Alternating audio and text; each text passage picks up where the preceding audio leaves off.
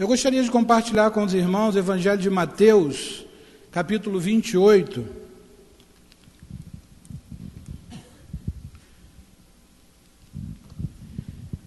Evangelho de Mateus, capítulo 28, a partir do versículo 1.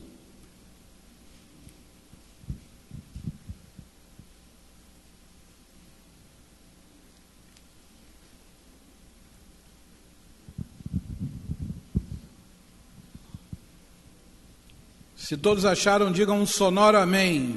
Amém. Alguém pede misericórdia, eu espero mais um pouquinho. Se não, vamos ao texto. No findar do sábado, ao entrar o primeiro dia da semana, Maria Madalena e a outra Maria foram ver o sepulcro.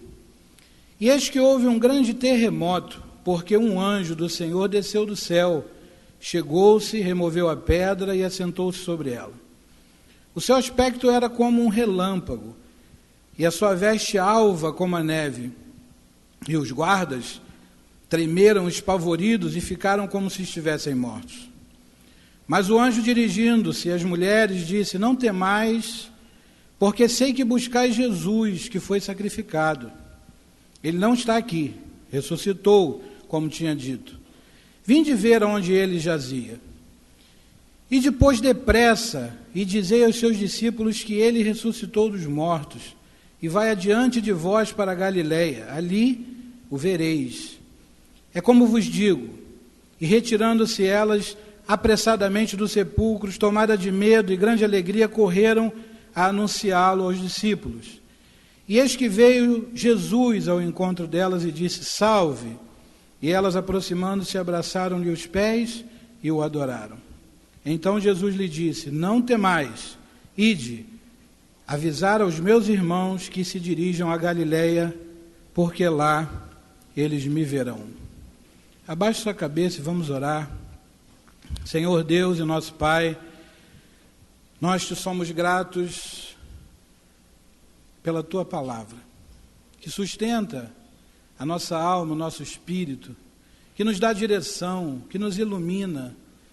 Ó Deus, que a Tua palavra nessa noite, Pai, vá de encontro aos nossos corações e cumpra o propósito pela qual ela foi enviada, Senhor, e que todos nós saiamos daqui convictos de que Tu falaste conosco e de que Tu está na direção das nossas vidas e mais especificamente das nossas famílias. Nós Te pedimos essas bênçãos, nós Te agradecemos, em nome de Jesus. Amém. Irmãos, falar de promessas nos dias de hoje está muito difícil, porque nós, infelizmente, não podemos contar com muitas promessas. Promessas políticas, nem se fala.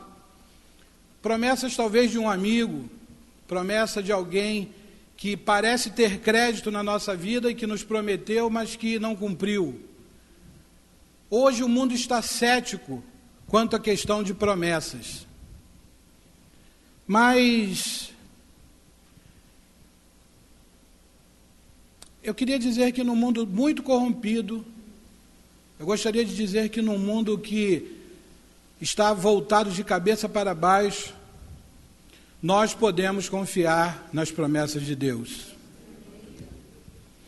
E eu gosto quando Deus faz essa atmosfera para confirmar para você do que Ele quer falar para a sua igreja. Eu estava ali orando, eu estava ali pensativo, eu estava ali ainda pensando no que poderia falar para os irmãos, quando a equipe de louvor cantou o último hino, e esse hino falava sobre promessas.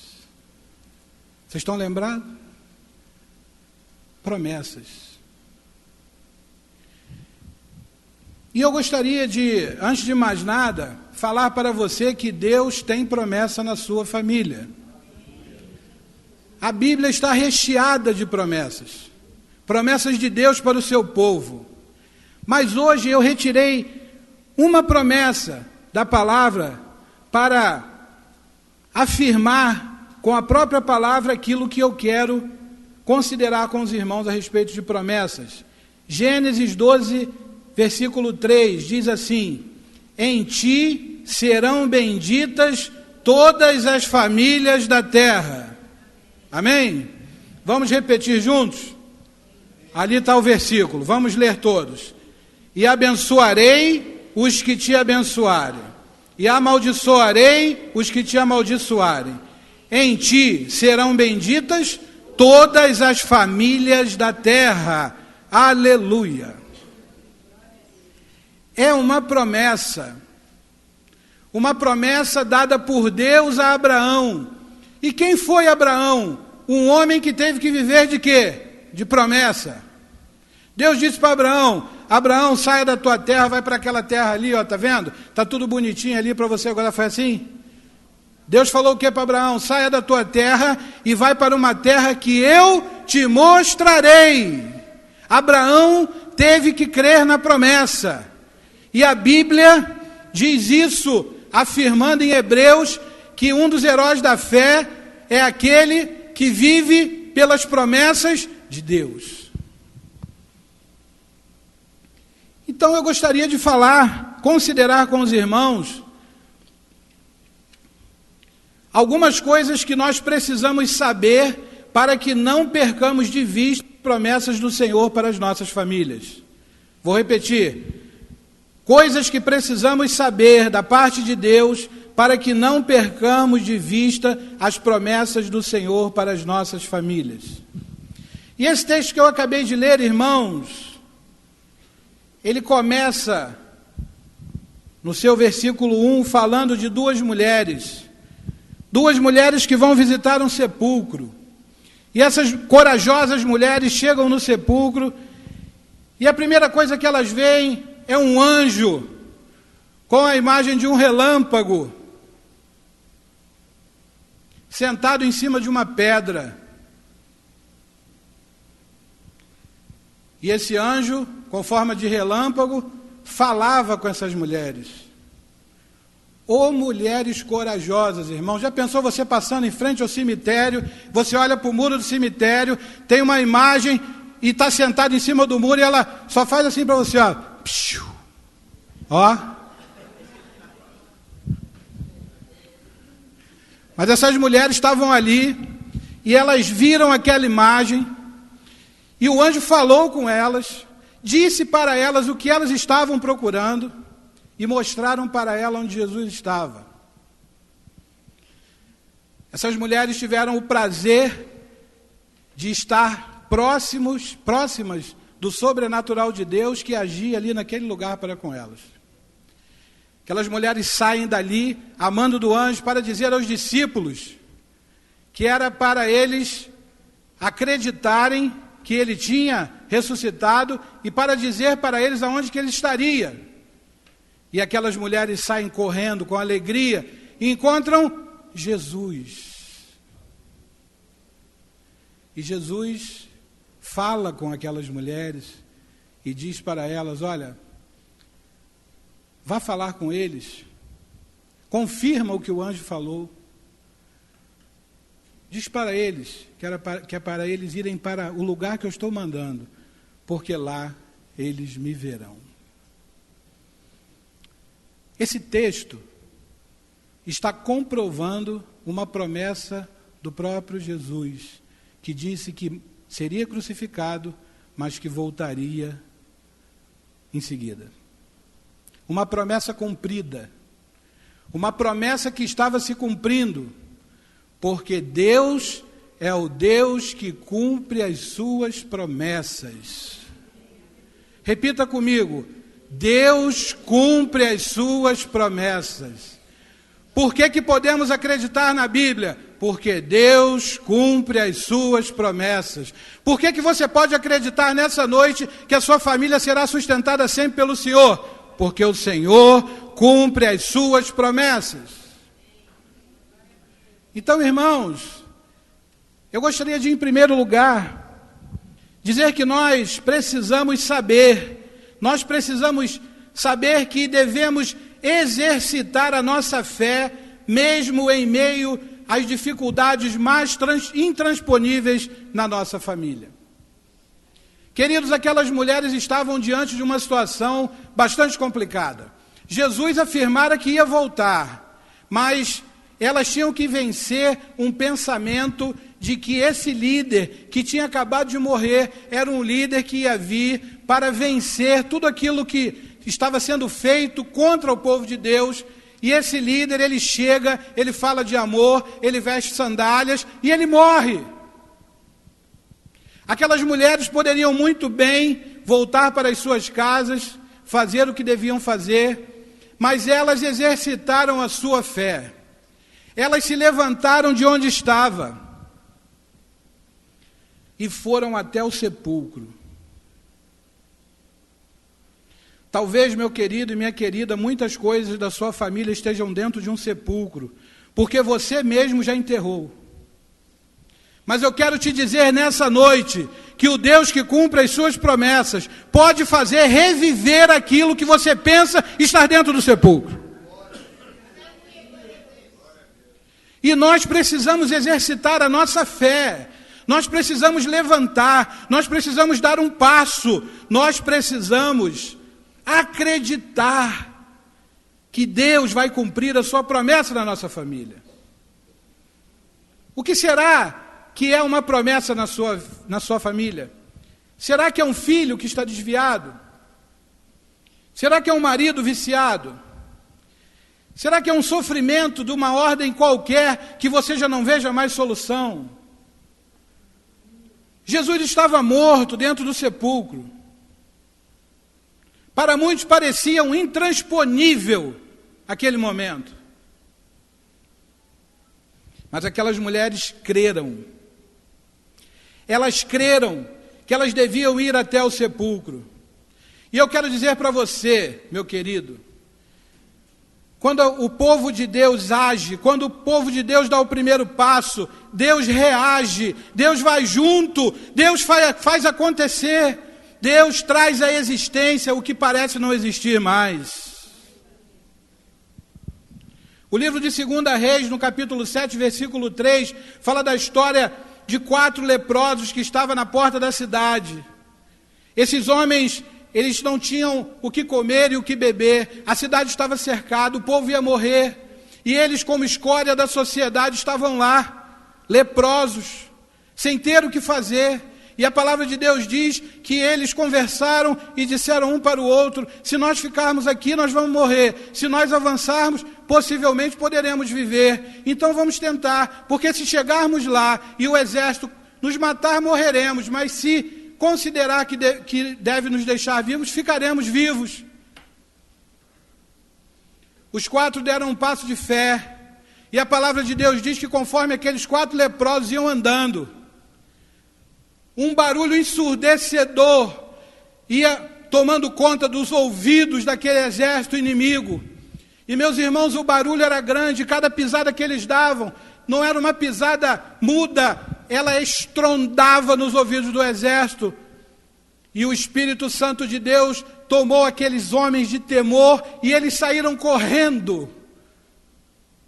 E aqueles homens puderam comer o melhor daquele exército e saíram vitoriosos. E o restante do povo foi saber depois para também gozar das benesses daqueles que se levantaram e creram que podia acontecer algo de bom na vida deles.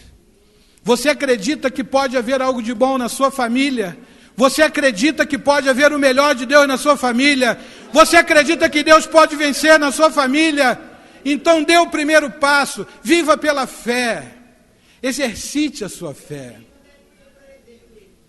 Deus irá contigo, e o que parece intransponível se abrirá para você, porque o Senhor é o Deus que cumpre as suas promessas. Mas, meus irmãos, nós precisamos saber de algumas outras coisas. Nós precisamos acreditar que o sobrenatural Deus fará por nós. Versículo 2 e 3 fala da imagem do anjo sentado em cima da pedra. Eu gostaria de informar, a título de informação para os irmãos, que aquela pedra pesava de 1,5 toneladas a 2 toneladas. Os homens para rolar aquela pedra. precisavam ser treinados. Havia uma forma toda especial, com uma alavanca para mover aquela pedra. Já imaginou uma pedra de 2 toneladas? Mas sabe o que aconteceu? Deus rolou a pedra de forma sobrenatural. E o anjo sentou em cima dela. É o sobrenatural de Deus, irmãos. Sobrenatural de Deus é coisa que só pertence a Deus. Qual é a pedra que precisa ser rolada na sua família? É pesada? Eu tenho para te dizer que o sobrenatural de Deus vai rolar ela se você não puder rolar. Deus vai rolar, meus irmãos. O que você não pode, Deus pode. O sobrenatural é com Deus, o natural é com a gente. Deus ainda hoje age de forma sobrenatural. Talvez Deus hoje agiu de forma sobrenatural na sua vida, na minha vida, na vida da sua família, na vida da minha família, e nós não soubemos, porque o sobrenatural é com Ele, e se Ele quiser fazer, nós sabemos, fará. Se não quiser, também não fará, porque Ele é Deus, e o sobrenatural está no campo dEle. Hebreus 1, versículo 14, nos informa que ainda hoje Deus dá ordem aos seus anjos para ministrar ao nosso favor. Ainda há sobrenatural de Deus na minha vida, meus irmãos. Ainda há sobrenatural de Deus na sua vida. Não são, porventura, todos eles espíritos ministradores enviados para servir a favor daqueles que hão de herdar a salvação? Os anjos de Deus têm ordem para ministrar a favor da minha família. Tem ordem para ministrar a favor da sua família, porque nós somos herdeiros da salvação em Cristo Jesus. Foi por isso que Ele morreu. E se você pensa que hoje, no ano de 2017, nós estamos muito longe daquele tempo onde Deus agia de forma sobrenatural, nós estamos enganados. Deus agora está agindo no sobrenatural. Feche seus olhos e pense na sua família. Talvez pense naquilo que só pode ser feito de forma sobrenatural. E creia que Deus estará indo lá. Porque Deus é o Deus que cumpre as suas promessas. Aleluia. Conte com o sobrenatural de Deus em favor de sua família. Deus é especialista nisso. Amém? Deus é especialista nisso. Terceira coisa que nós precisamos saber, à luz desse texto, nós precisamos saber que nada pode se opor ao agir de Deus em nossas famílias. Vou repetir. Precisamos saber que nada ficará de pé, nada pode se opor ao agir de Deus em nossas famílias. Eu gostaria de ler o texto, gostaria que você ouvisse o texto que está no capítulo 27, nos últimos versículos que antecedem o capítulo 28 que nós lemos.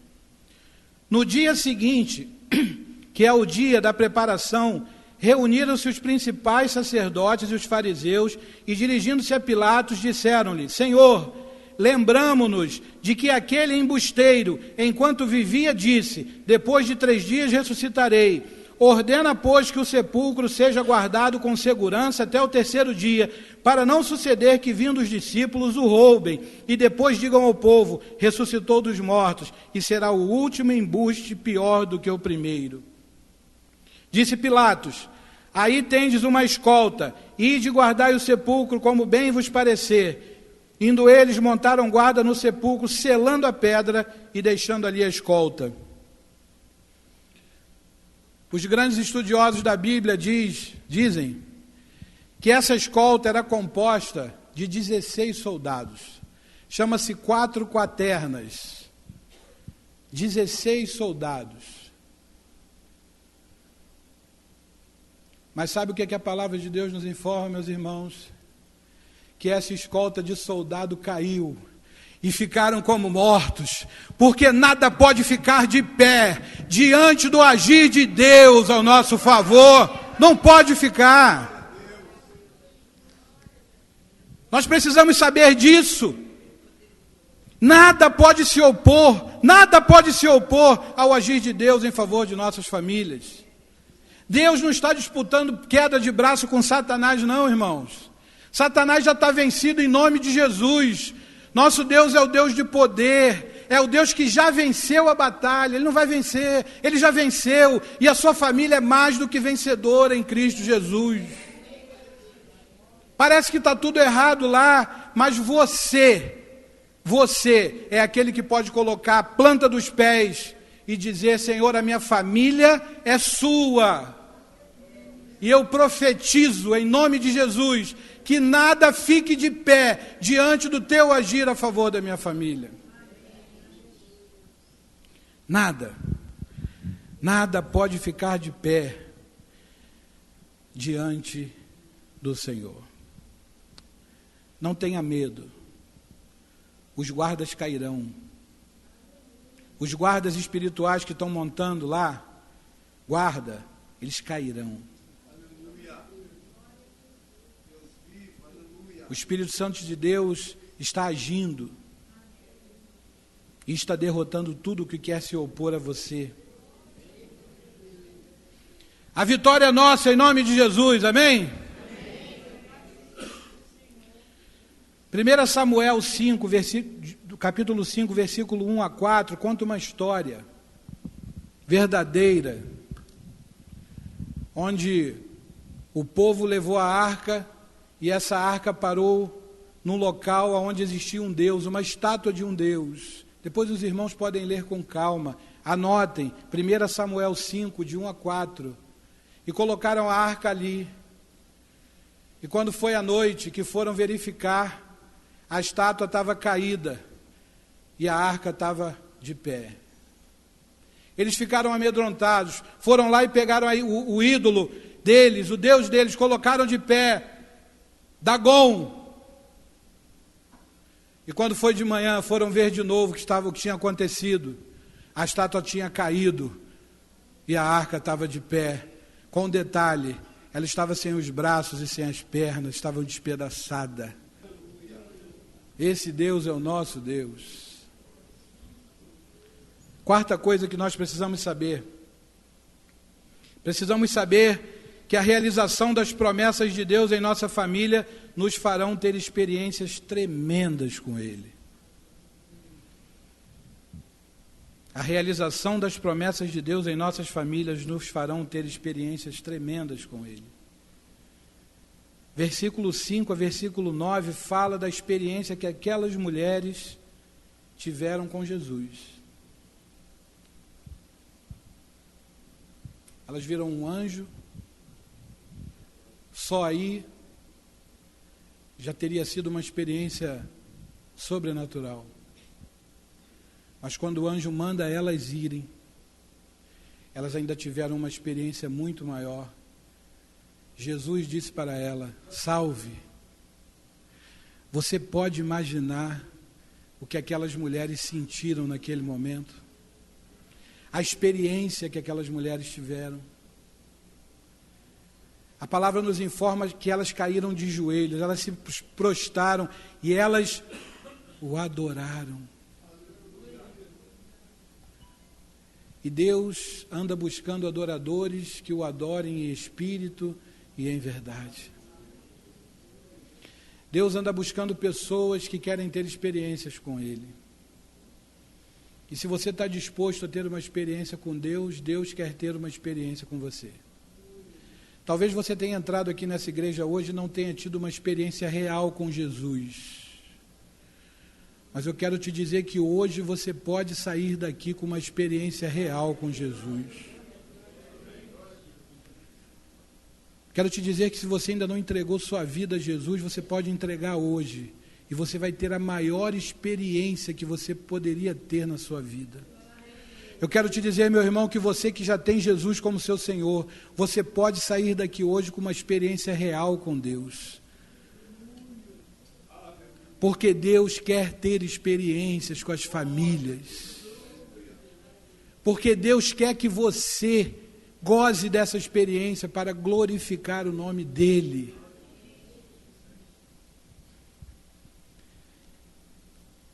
Mas o que é necessário para que possamos ter experiências? É necessário que nós renunciemos àquilo que Deus não se agrada nas nossas famílias. Será que adoramos a Deus quando ligamos a nossa televisão? Será que adoramos a Deus quando abrimos os nossos celulares? Será que adoramos a Deus de verdade quando estamos lendo algumas coisas na internet? Meus irmãos, ter televisão é bom, mas você tem renunciado o que ela oferece de ruim na sua família? Você tem sido um exemplo quando você liga a sua televisão? Será que a sua família pode ver em você um exemplo?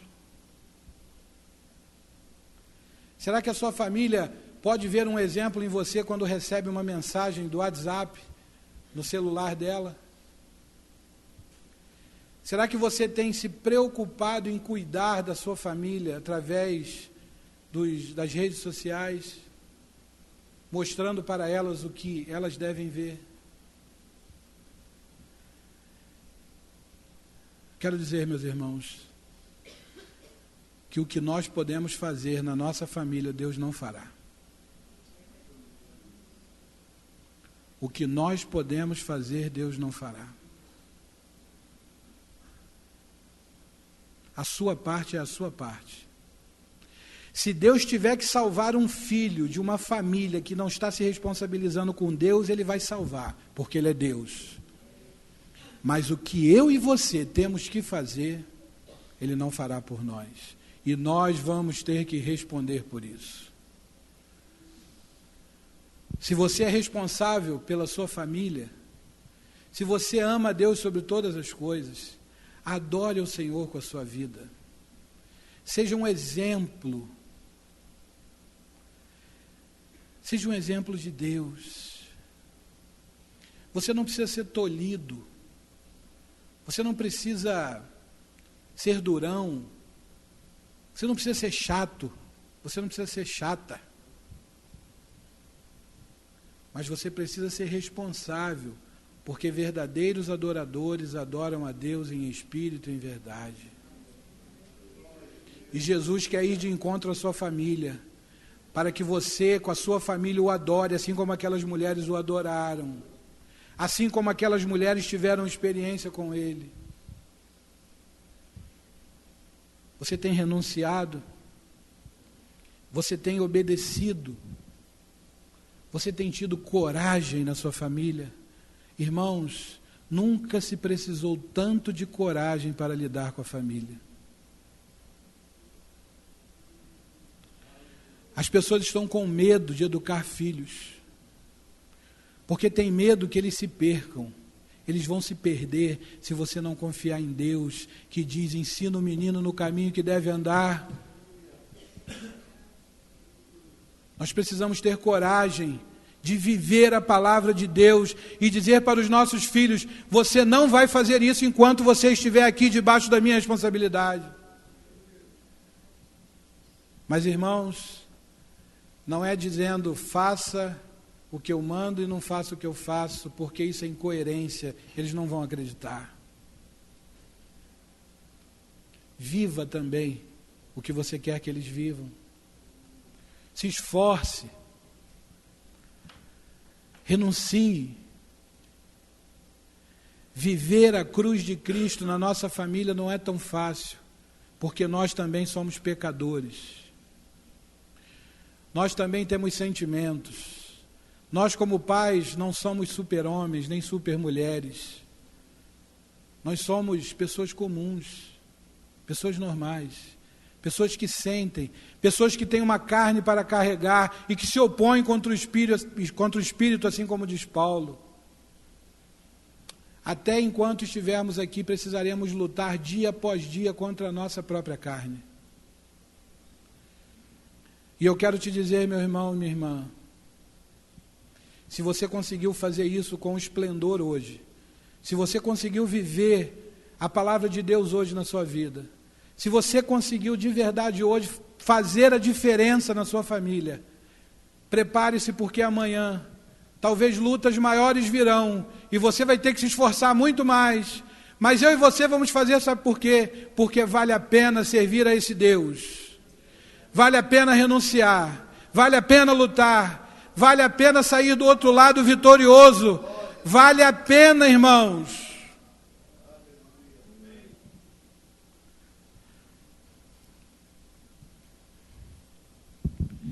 Quinto e último lugar, para encerrarmos a mensagem dessa noite e para cantarmos o último hino que foi cantado na equipe de louvor, falando de promessas.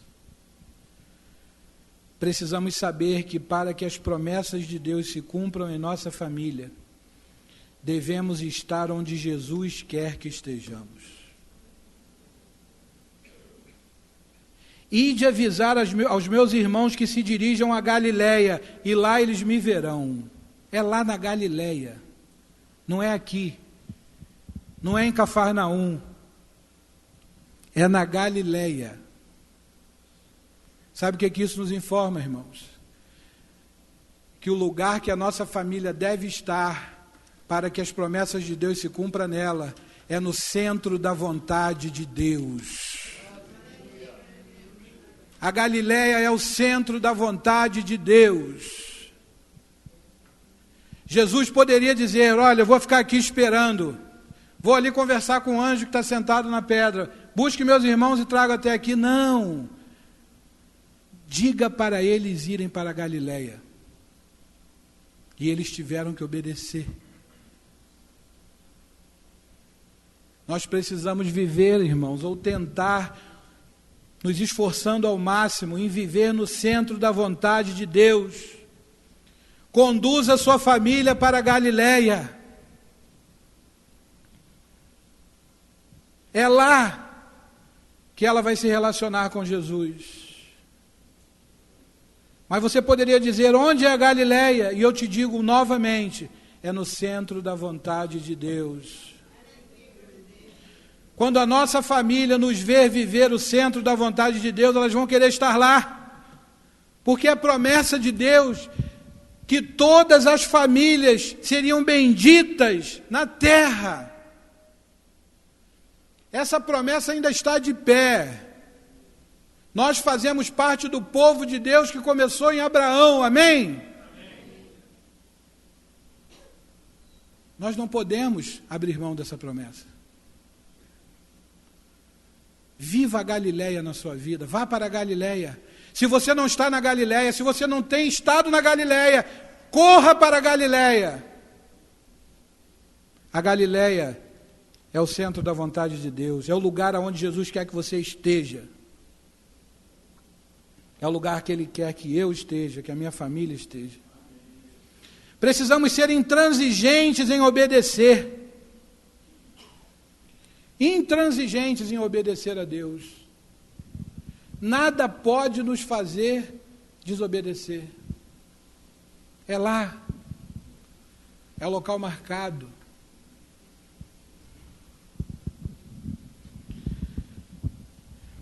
Eu encerro dizendo que nossa família estará garantida estando onde Deus quer que ela esteja. A garantia é do Senhor. Você crê nisso? Você tem estado na Galiléia? É tempo de correr para lá hoje. Jesus nos quer na Galileia, no centro de sua vontade.